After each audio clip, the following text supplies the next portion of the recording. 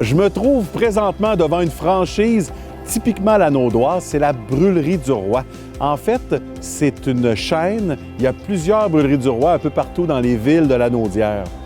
Ils ont une réputation assez enviable pour la qualité et la chaleur de leurs services et de leurs breuvages.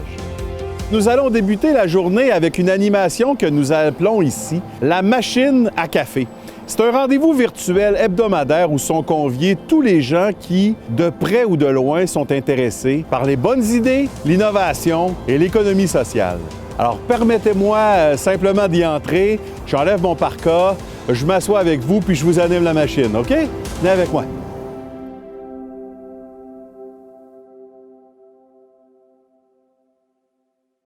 En fait, la machine à café, c'est une rencontre, en fait. Là. Le seul but, c'est de s'accrocher un sourire, d'apprendre une chose ou deux sur l'innovation, puis de réseauter avec des gens de l'innovation en général. Donc, ça pourrait être vous, par exemple. C'est très lanaudois, mais je vous dirais qu'on ouvre partout au Québec maintenant avec les connexions. Le but de ces rencontres-là, en fait, ça a été vraiment pour créer du réseau, créer du lien. On a eu cette idée-là pour créer des réseaux, en fait, dans le contexte de la nouvelle pandémie qui venait d'arriver dans le mois de mars puis qui allait finir dans quelques semaines, selon nous.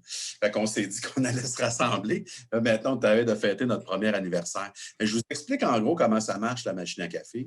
En fait, c'est pas très compliqué. Le premier bloc, c'est toujours juste, je donne la parole aux gens, vous allez voir, je vais vous donner, je vais vous pointer, en fait, puis vous allez me donner, vous allez répondre, vous allez dire qui vous êtes, d'où vous venez, puis qu'est-ce que vous faites. Puis ensuite, je vais vous poser une petite question comme ça, spontanée, là, puis vous allez répondre. Puis après ça, je vais prendre le temps de faire parler 3-4 personnes. Puis ensuite, ça va être un petit bloc qu'on appelle la mini-conférence. Là, c'est vraiment sur un thème toujours autour de l'innovation, de l'animation, de l'entrepreneuriat. On va large dans le réseau, en fait, dans le mandat du réseau. Puis en troisième partie, je vous demande, tout le monde, de vous lancer un objectif de la semaine, parce que c'est toujours au début de semaine qu'on fait la machine à café. Donc, vous allez devoir nous dire, en fait, là, ça serait quoi votre petit objectif de la semaine? Ça peut être, je veux réussir à pelleter mon entrée ce matin, là. Puis ça peut être aussi un objectif plus philosophique, où vous choisirez bien ce que vous voulez nous dire. Fait que voilà. Donc, on commence tout ça. Vous êtes prêts?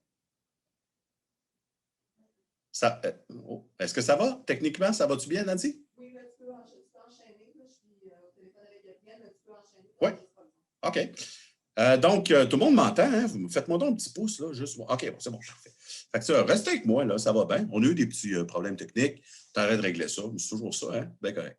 Donc, OK, on va commencer. Donc, je vais poser la question, tiens, à Karine Perron. Karine Perron, alors, Karine, tu vas nous dire qui tu es, qu'est-ce que tu fais, c'est quoi ton titre, en gros? Allô, donc Karine Perron, Cégep régional de la Lanaudière au CERESO. Donc, je développe des projets collectifs à temps plein. Donc, on s'amuse.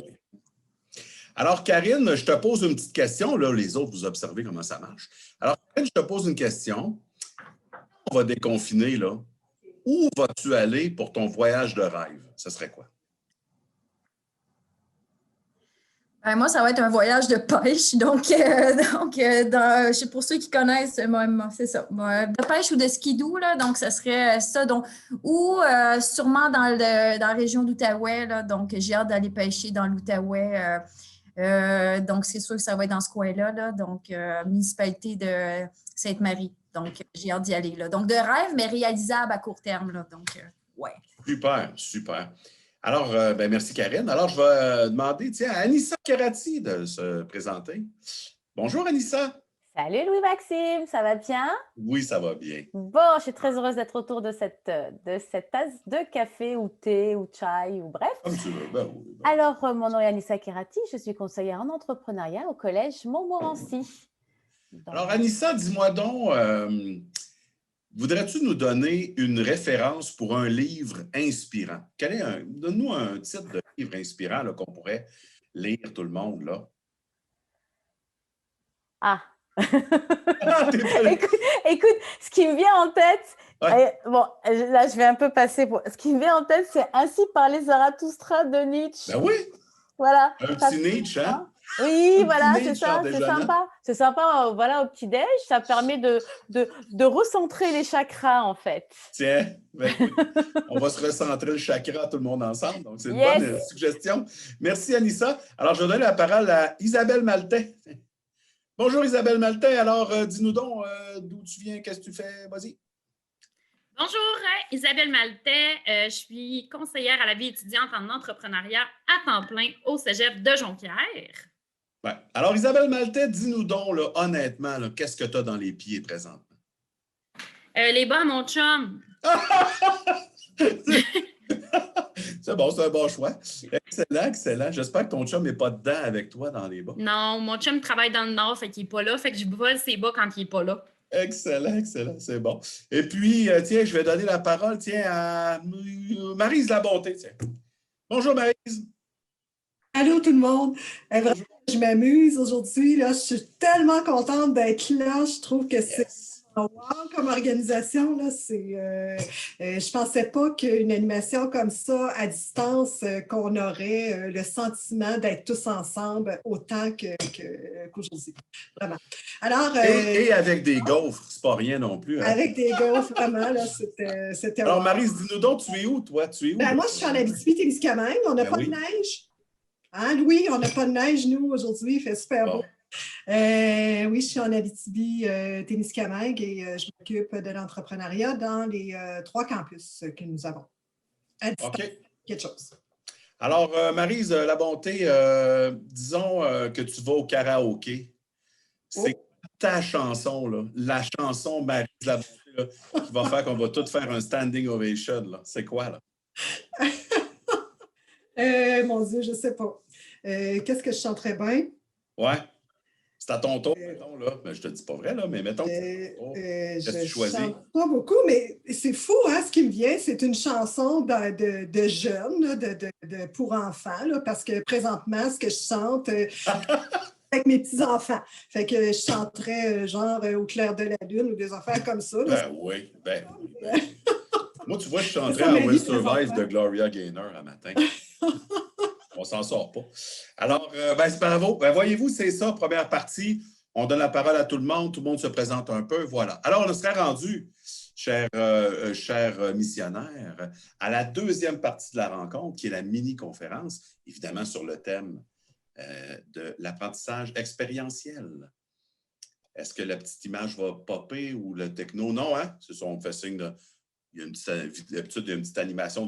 Mais c'est pas grave, j'enchaîne. Donc, je vais enchaîner avec la mini-conférence. Écoutez, moi, j'ai eu la chance, c'est moi qui parle, en fait, c'est moi qui vais faire la mini-conférence. Alors, j'ai eu la chance dans ma vie d'assister à des meetings de production avec M. Robert Lepage, le grand metteur en scène de Québec. Moi, j'étais un gars de Québec. J'ai eu la chance d'assister à ça. Puis, je le voyais travailler. Hein. Le matin où je suis allé, en fait, là, il avait amené des poubelles remplies de bouteilles. Des bouteilles de plastique, des bouteilles de verre, toutes sortes de bouteilles opaques, des bouteilles en vitre, transparentes et tout. Et puis, tous les gens qui étaient là dans le processus créatif avaient à jouer avec les bouteilles. Ça s'est mis à jouer à l'épée avec les bouteilles. Ils se sont mis à se lancer des bouteilles. Il y en a même qui ont cassé des bouteilles à terre. Puis là, ils se sont mis à casser des bouteilles, toute la gang, pour le bruit que ça fait, etc. Ils se filmaient. Puis c'est avec ça, dans un processus hyper chaotique, en fait, est sorti, ultimement, je crois que c'était la trilogie des dragons de Robert Lepage là, que j'ai vu. C'était extraordinaire. Donc, et Robert Lepage, moi, ça a été une grande inspiration pour moi dans ma vie sur ce concept-là de chaos. À ce moment-là, j'avais moins de 20 ans quand j'avais vu travailler Robert Lepage, mais j'ai toujours été emballé par sa façon de travailler, puis j'ai toujours étudié un peu ce qu'il faisait. Un jour, je le vois en entrevue, on est en 96, il vient de sortir son film Le Confessionnal, que d'ailleurs, je vous invite à revoir. Magnifique. Et il est en entrevue, puis la personne dit « Ah, elle pose plein de questions. » C'est un journaliste de Radio-Canada. Puis il lui dit comme ça, comme ça, vous êtes fier de votre travail? Est-ce que vous avez eu plein d'applaudissements de partout? Il va être primé dans plein de festivals. Est-ce que vous êtes fier de votre travail? Puis Robert Lepage avait répondu quelque chose qui, c'est en 80 quelque chose, là, ça me touche encore, j'y pense encore. Il dit « Oh non, non, non, je ne suis vraiment pas satisfait du travail que j'ai fait. » Le journaliste fait « Oh oui. » Il dit « Non, non, non. » Il dit « Ce film est affreux. » OK. Et là, il dit, le problème, il dit, c'est que présentement, le film est fait. Alors maintenant, aujourd'hui, je suis bien meilleur que quand j'ai commencé. Et si aujourd'hui, je regarde mon film, puis il n'est pas bon parce que je sais toutes les erreurs que j'ai faites, je les vois, j'ai comprends. Si vous me demandez maintenant, si je refaisais le film, il serait bien meilleur. Alors lui, il avait une observation sur son travail comme ça. Puis quand on y pense, c'est carrément la prémisse de l'apprentissage expérientiel dont je veux vous parler. En fait, l'idée, c'est que c'est en faisant le travail, en fait, en avançant dans la production de n'importe quel apprentissage, c'est en bougeant, en fait, dans l'apprentissage, dans l'expérience, qu'on finit par apprendre quelque chose. Puis c'est à la fin de tout qu'on peut, à ce moment-là, faire une observation pertinente sur ce qu'on vient d'apprendre. C'est ça qui fait que ça nous reste en nous. Je prends l'exemple très simple, en fait, de la montagne. Si vous arriviez avec votre équipe, un peu comme un entrepreneur, puis vous arriviez avec votre équipe, puis là, vous avez avec vous des collègues qui ne connaissent absolument pas la montagne, puis vous avez un Sherpa qui est là, qui connaît très, très bien la montagne. En fait, l'idée, ça serait de dire au Sherpa, place-toi devant, puis montre-nous le meilleur chemin. Puis le Sherpa de dire, bien sûr, je vais vous montrer le chemin, suivez-moi. Puis après ça, on le suit tout simplement. Puis on arrive en haut de la montagne, on est content.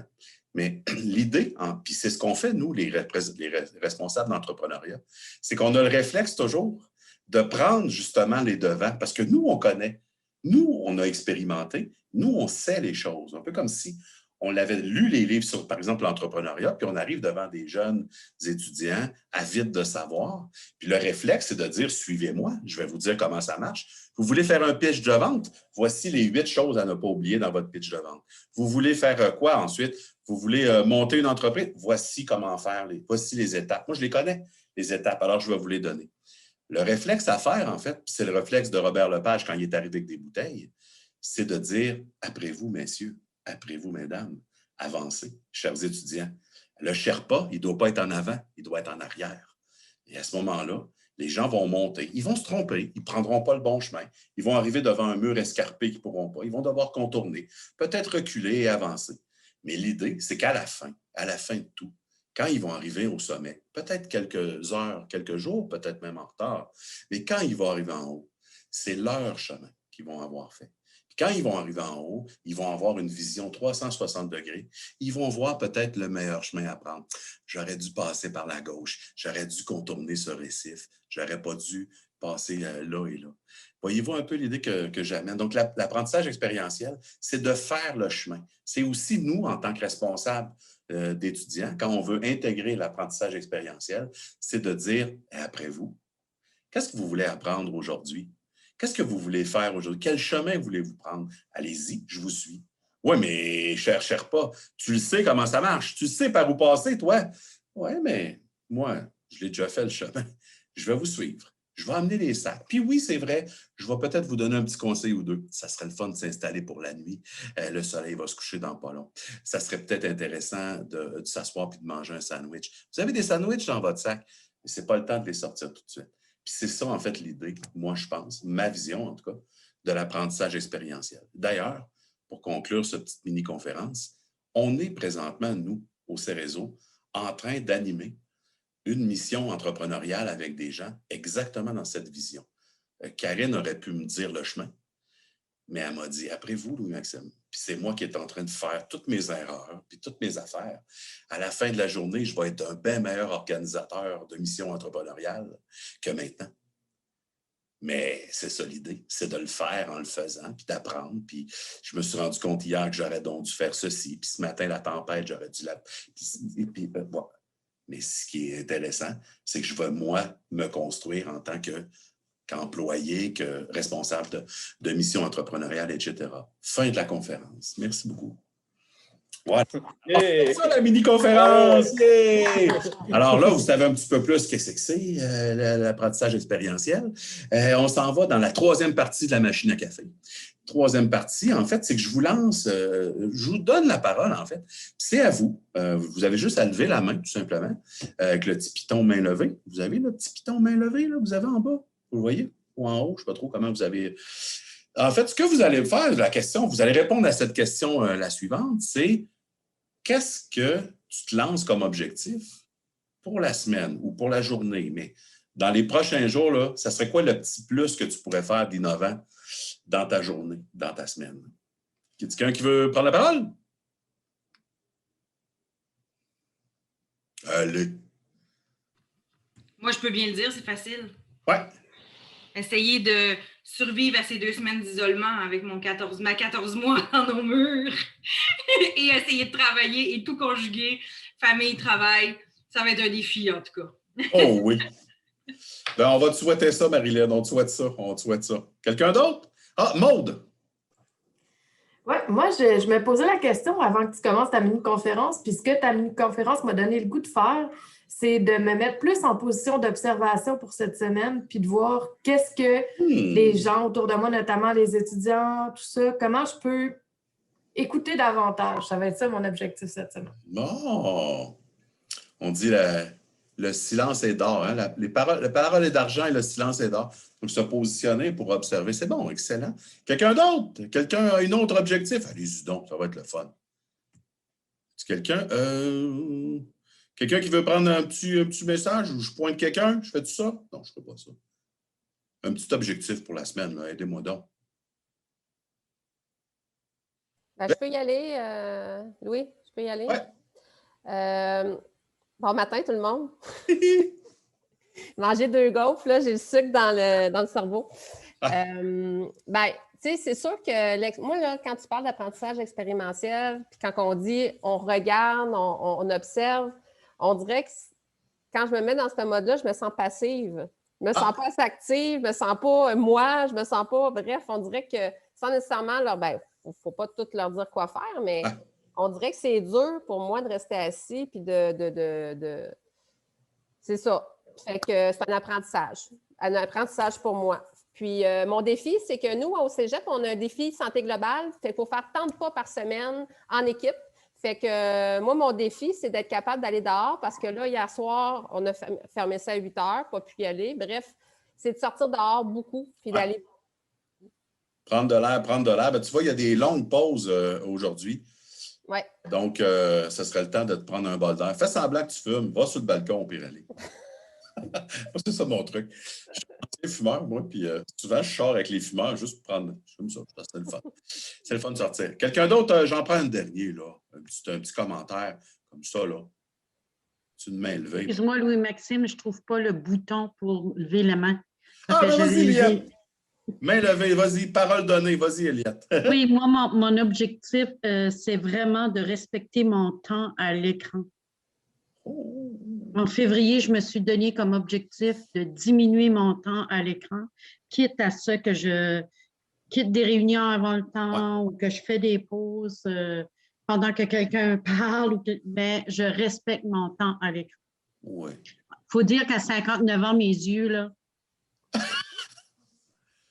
c'est bon. Ben, en tout cas, on est content d'entendre ça. Puis c'est une bonne affaire. C'est sûr qu'aujourd'hui, je vais te demander de tricher un petit peu, mais je vais comprendre. Si je te vois là, sortir un peu, si tu n'es plus là dans ton écran, on va bien comprendre ça, Eliette. j'irai fumer. C'est bon. Alors, voilà, c'est ça, en fait, la machine à café. C'est une petite rencontre, puis on va enchaîner, en fait, vous allez voir, au deuxième truc, en fait, vous allez voir, qui est, on appelle ça le deuxième café, en fait. C'est une petite animation de 15 minutes où on fait un retour sur ce qu'on vient de vivre, en fait. Fait que des fois, il y en a qui partent pour leur journée de travail, d'habitude, quand on le fait en régulier, puis il y en a qui restent pour discuter, par exemple, de la mini-conférence sur l'innovation qu'on vient d'avoir. Fait que là, je vais vous demander, si vous voulez, de rester avec nous. On va te mettre le petit logo. Puis ensuite, on revient. Voilà. Et on revient pour le deuxième café, tranquillement.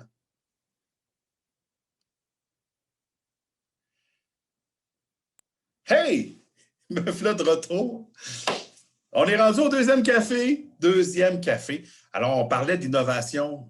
On parlait, en fait, d'un sujet très innovant, qui est l'apprentissage expérientiel. J'ai donné quelques exemples. Mais je vous retourne la question, en fait, en gros. Avez-vous des exemples, vous, dans votre milieu, d'apprentissage expérientiel ou peut-être de façon de faire que vous avez déjà expérimenté dans une classe ou dans un groupe ou dans un événement? Avez-vous quelque chose à nous ajouter, à dire avec ça? Oui, j'ai entendu Mme Darvaux. Oui. Bonjour. Bonjour tout le monde. Alors, moi, je suis au Cégep de Rosemont comme conseillère d'entrepreneuriat. Ouais. Puis, c'est ça, dans la technique de bureautique, par exemple, juste pour donner un exemple comme ça, ils aiment, dans les cours de projet, avoir des liens directs avec ce qui se passe en entreprise. Puis, quand une entreprise, au-delà d'avoir un stage, là, c'est vraiment plus d'une évaluation dans un cours, bien, ils essaient de faire quelque chose de concret pour une entreprise. Comme l'année passée, ils ont aidé Printemps numérique à faire une mise en page d'un gros document qu'ils devaient remettre à une autre entreprise. Et puis, pour eux autres, c'est super. C'est comme la vie qu'ils vont avoir après. Ça leur donne vraiment une bonne idée du métier. Puis, comme vous dites, ils apprennent de leurs erreurs et de leurs bons coups aussi à travers la réalité. Super.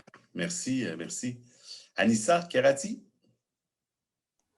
Ce que je trouve super dans cette approche-là, c'est qu'en fait, on n'arrive pas directement au résultat. Ils apprennent le processus. Et surtout actuellement, où tout a l'air d'être très rapide et arriver comme ça en claquant des doigts, se rend compte que oui, ça peut être long, ça peut être fastidieux, ça prend une planification, ça prend des objectifs. Et dans ce genre justement d'approche expérientielle où ils doivent apprendre par eux-mêmes, ils savent où ils doivent aller. Mais comment, c'est le comment qui justement, je trouvais très, très, très formateur. Vraiment, vraiment. Moi, ce que j'ai observé dans ma pratique en animation aussi, c'est c'est une approche qui est un peu chaos, justement, parce qu'on n'est pas, on est obligé de lâcher la bride sur ce qui est le cours normal de l'apprentissage. Quand on est le responsable du savoir et de la connaissance, c'est facile de dire la prochaine demi-heure, on va parler de ceci, parler de cela. On est en contrôle de ce qu'on a à dire. Par contre, c'est tout un état d'esprit quand on est responsable d'un groupe ou d'une animation, puis de dire, c'est eux qui vont faire le chemin, parce que tu perds le contrôle sur les connaissances, puis les étapes, puis les façons, par exemple, même de l'évaluer. Je trouvais ça intéressant d'amener ce thème vraiment. Anne Roudot. Oui, bonjour. Bonjour. Moi, c'est plus une question, en fait, parce que moi, je viens de commencer en entrepreneuriat, ça fait 2 semaines au Cégep. Donc, bienvenue dans l'équipe. Et puis, l'expérience en fait, ce que je pense que vous dites expérientiel, moi, je l'ai beaucoup fait en apprentissage collaboratif, en fait, mais comme apprenant. Ouais. Sur une formation justement en démarrage d'entreprise sociale. Et puis, je l'ai fait. Ensuite, je suis retournée à l'université et là, donc, en urbanisme et j'ai eu une prof qui le faisait plutôt en expérientiel comme ça. Et je me suis rendu compte dans mes enseignements 2 choses. C'est que c'est très difficile de revenir en arrière dans la manière d'apprendre. Quand on a commencé à faire ça, c'est-à-dire d'être très participatif où on peut lever la main, on peut initier, on peut enseigner aux autres. Et de revenir dans un enseignement plus traditionnel, c'était dur pour l'apprenant. Et puis, donc, ça, c'est une première chose. Et puis, une deuxième chose, c'était surtout, c'est qu'on s'endort moins quand on est en cours et qu'on doit participer. Et donc, c'était plus ça, c'est plutôt ma question, ceux qui ont eu l'expérience de voir effectivement ce qu'il y a une dynamique différente des étudiants quand ils sont, pour moi, dans un collaboratif par rapport à des cours plus traditionnels. Est-ce que vous remarquez quelque chose au niveau de l'énergie Voilà, c'est plus une question s'il y a des gens qui… Oui, moi, je retourne la question. Ça devient une option de plus pour prendre la parole. Une idée de plus pour prendre la parole. Merci, Anne. S'il y en a qui veulent réagir dans cet angle-là avec ce que Anne vient d'amener comme thème, super intéressant. S'il y en a qui ont envie de partager leur expérience, on a encore un bon petit 5-10 minutes pour parler de ça. Donc, je vous redonne la parole. Je vois Marc qui lève la main. Bonjour, Marc. On l'oublie. Hein? Louis-Maxime, je trouve ça super intéressant ce que tu as amené. Et effectivement, moi, je fonctionne depuis que j'enseigne. C'est comme inné en dedans de moi. Okay. Je n'ai jamais fonctionné de façon traditionnelle. Okay. Moi, et ce que tu viens d'expliquer, c'est ce que je fais avec les étudiants tout le temps. Mais quand ils montent, au début d'un cours ou peu importe, ils ont peur. Je crée la panique générale sur bien les étudiants. Ouais. Sauf qu'à un moment donné, ils s'aperçoivent que faut qu'ils vivent l'expérience et après, on fait le retour. T'sais? Sauf que c'est exigeant, par exemple. Parce que des fois, j'aurais envie de leur dire non, regarde, je viens de le vivre une expérience avec une gang du club entrepreneur, justement. On a fait un atelier culinaire virtuel. je les ai laissés aller, mais de temps en temps, je disais, non, il faudrait vérifier ça, il faudrait faire ci. Mais dans ma tête, je le faisais, mais je ne leur disais pas. Quand on est arrivé, qu'on a fait l'atelier, il y a eu des bugs. Exactement où je pensais où les bugs allaient arriver. Mais quand on a fait le débriefing après, c'est eux qui me l'ont amené.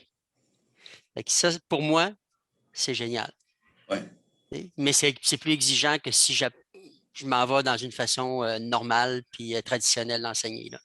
Oui, vraiment. Tu sais, Marc, j'avais entendu une phrase d'Albert Jacquard qui disait « La joie de la rivière, ce n'est pas d'arriver au lac ou dans la mer, c'est de se fracasser aux pierres. » La joie de la rivière, c'est de rencontrer des épreuves, des obstacles. J'avais toujours aimé cette image aussi de Jacquard par rapport à ça. Mais en fait, c'est ça, c'est de... Mais je ne sais pas si tu es d'accord avec moi, Marc, mais quand on est guide de montagne, là, le réflexe naturel, c'est de dire « Suivez-moi, les amis ». Ben, c'est clair. Le chemin, c'est le meilleur chemin. Mais c'est toute une ambiance de dire « Après vous, messieurs, après vous, mesdames », d'aller en arrière puis de voir le chemin partir en vrille. Et c'est clair. Dans le marais, tu sais, qu'est-ce qui se passe? Mais c'est ça la joie. Et moi, souvent, ce que je leur dis, parce que là, je leur fais perdre le rivage des yeux, c'est ce que je leur dis. Là, je vous tire dans le milieu de l'océan, là. Il y a de la vague. Si vous paniquez, vous allez caler dans le fond. Voilà. Si vous restez calme, puis vous regardez toutes les opportunités qui peuvent se présenter, prenez le temps de nager, puis vous allez avancer tranquillement, vous allez toutes trouver des solutions pour votre chemin. Ah, c'est bien vu. Toi, l'image de la mer, je la trouve un peu plus plein de requins que moi. J'aime moins les requins que la montagne, mais j'aime beaucoup l'image. On peut la garder. C'est excellent, c'est excellent. Nadine, tu veux ajouter quelque chose au débat? Ben, vas-y. Oui, j'ai enseigné pendant 5 ans à l'université. Puis la première fois que j'ai donné un cours, disons que c'était un cours très traditionnel avec un exposé oral, puis tout ça. Puis je me suis rendu compte que rapidement, qu'il fallait que je change mon fusil d'épaule à ce moment-là. Puis ce que j'ai découvert en utilisant l'approche expérientielle, c'était qu'on responsabilise les étudiants par rapport à leur apprentissage. Quand on leur remet entre les mains la responsabilité d'aller trouver les réponses par eux-mêmes. Donc, c'est beaucoup plus enrichissant pour les étudiants, c'est plus mobilisant pour eux aussi. Donc, c'est quelque chose là, que j'applique le plus possible là, dans les interventions que j'ai à faire. Là. Même avec les profs, maintenant, c'est plus les étudiants, c'est les profs que j'anime, mais c'est un autre défi. Mais c'est quelque chose que j'utilise. Puis à ce moment-là, ben, c'est sûr que c'est déstabilisant, comme Marc vient de le mentionner, là. Même eux, j'arrive à les déstabiliser, mais c'est plus riche là, comme approche. C'est nourrissant. Oui, il y a une notion, c'est sûr que c'est un défi d'animation, d'organisation, même de présentation. Hein? Puis on sort un peu de nous-mêmes de notre zone de confort. Sauf que les gains, quand on y va, là, les gains sont vraiment intéressants. On sent quelque chose d'authentique. Il se passe quelque chose. Il faut l'essayer. Hey, j'entends Suzy qui veut prendre la parole. C'est super. Qu'est-ce que tu en penses, toi, Suzy? Oui, bien, bon matin tout le monde. Je suis vraiment contente d'ailleurs de passer la journée avec vous sur cette thématique. C'est vraiment une thématique que je trouve très intéressante. Puis j'avais juste envie, en fait, là, de partager une petite stratégie que j'utilise parfois avec mes étudiants parce que j'entendais l'espèce d'insécurité au départ puis de chaos. Il y a une technique que j'avais appris en fait du temps que j'animais des coopératives jeunesse de service, pour ceux qui connaissent peut-être, qui est le processus de prise en charge, en fait, qui se traduit en 4 sphères. Donc, la première étape, en fait, là, c'est vraiment de faire pour les étudiants. Fait que si je prends un exemple, mettons, je ne sais pas, le club entrepreneur doit faire son budget. On a des étudiants là-dedans qui n'ont jamais vu de budget de leur vie. Fait que là, si on leur dit juste fait un budget, ça se peut que ça soit quand même insécurisant pour eux puis qu'ils se disent, OK, ben là, je ne sais pas trop comment faire.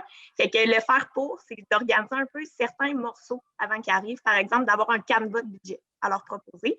Ensuite, l'autre étape, c'est de faire avec eux. Fait que de s'asseoir avec eux puis de vraiment faire le budget, la première prévision budgétaire, par exemple, avec eux.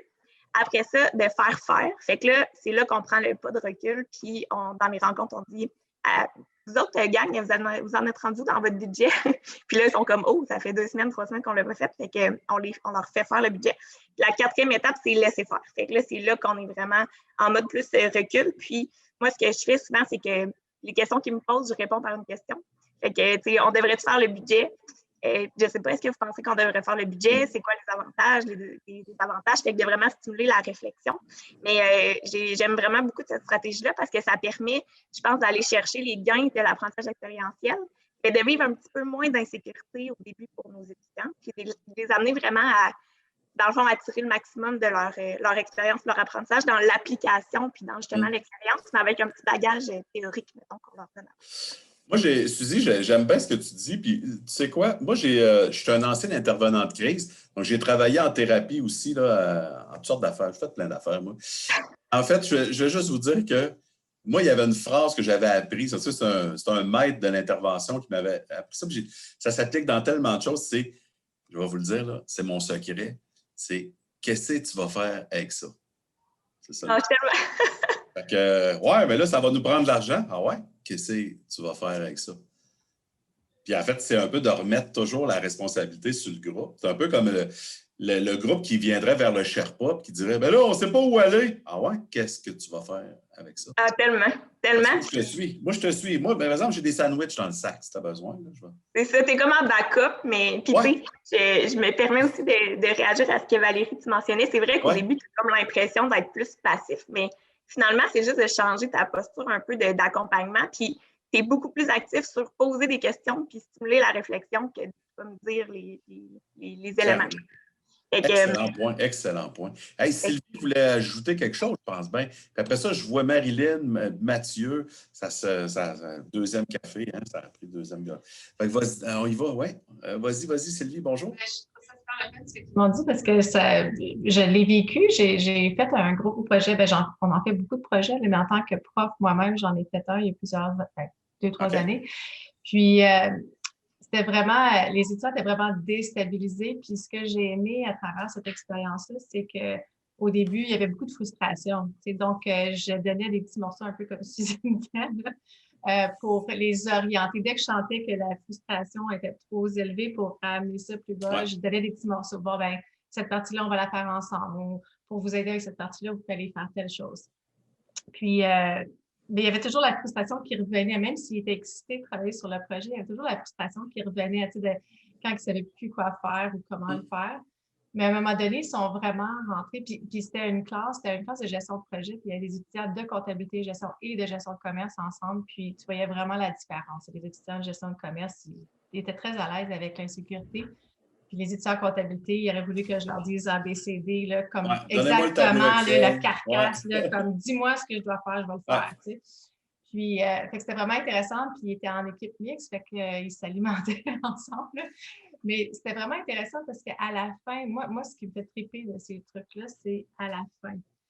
Puis de voir la rétroaction des étudiants, puis ceux qui étaient le plus déstabilisés au début, c'est souvent ceux qui ont vécu la plus belle expérience à travers ce projet-là.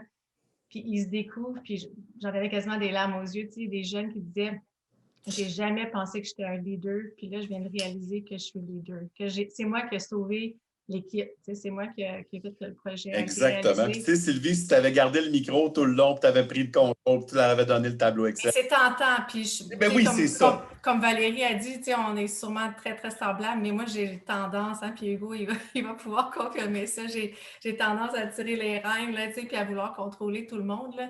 Mais j'essaie de ne pas faire ça.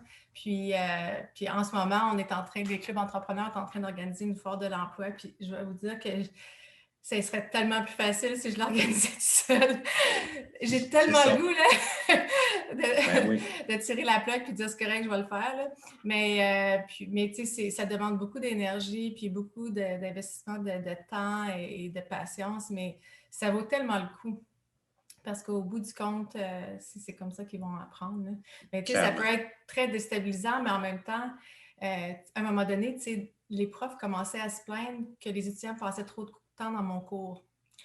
Donc, les autres profs du département, tu sais, mais dans le fond, c'est parce que le cours, il était intéressant. Les étudiants sentaient que ce qu'ils étaient pour faire, c'était pour servir un entrepreneur de la région et non comme juste, tu sais, tomber sur mes tablettes, là, tu sais. Fait que, en tout cas, c'est génial, l'éducation entrepreneuriale. Super. Hey, on va en parler toute la journée. C'est ça qui est super. Il y a même dans le prochain bloc, On va vraiment, vraiment explorer encore là, cette idée-là. C'est vraiment le fun. Et là, je vois Marilyn qui lève sa main. Il y a même... Marilyn, ouais. Marilyn, veux-tu nous prendre un petit bout? Ouais. J'avais juste une petite question, moi, concernant justement, quand on les laisse aller, tout ça, ça les mène des fois à vivre des échecs. Puis, tantôt, on parlait de frustration, puis de bon.